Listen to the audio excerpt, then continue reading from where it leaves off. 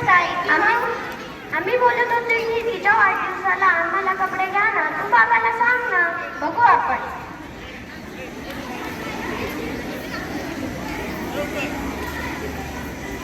आरोही, जरा माझं वर्तमानपत्र घेऊन ये ग. आले बाबा, हे घ्या वर्तमानपत्र. बाबा, आम्हाला नवीन कपडे हवे आहे. कशाला हवेत कपडे?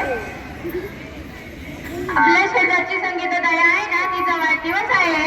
अच्छा, कधी आहे वाढदिवस? 28 जानेवारीला आहे. अरे, वाढदिवस तिचा आहे, मग तुम्ही का कपडे घेत आहात? जर तुम्हाला कपडे हवेच असेल तर आपण तुम्हाला शाळेचा गणवेश घेऊया. तसंही उद्या 26 जानेवारी, तोच गणवेश तुम्ही शाळेत घालून जाऊ शकता. मला असं वाटतं तुम्ही शाळेचेच गणवेश घ्यावे. नाही, मी उद्या शाळेत जाणार नाही. का बरं ग? शाळेमध्ये खूप वेळ उभं राहावं लागतं. राष्ट्रगीत, महाराष्ट्रगीत संपेपर्यंत आणि त्यानंतर भाषणं होतात. नुसती घोषणा द्यावी लागते. जय हिंद. मला खूप कंटाळा येतो. काय बोलली? तुला उद्या शाळेत जायचं नाहीये?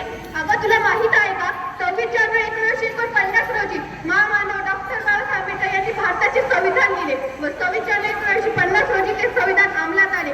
तो दिवस आपण प्रजासत्ताक दिन म्हणून साजरा करतो. समानता, एकता आणि लोकशाही याची आठवण करणारा हा दिवस आहे. हा दिवस देशाच्या लोकशाही, मूल्य आणि संविधानाचा पाया आहे.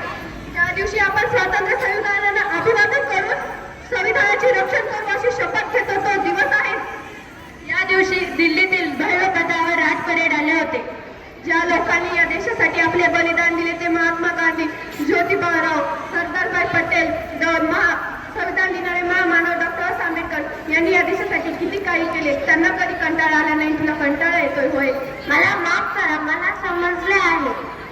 तुला समजले ही खूप चांगली गोष्ट आहे, पण माझी एक इच्छा आहे, जसं तुला समजले आहे ना, तसे या देशातील सर्व पालकांना समजावे. आणि हे काम फक्त त्यांच्या आई वडिलांचे आहे.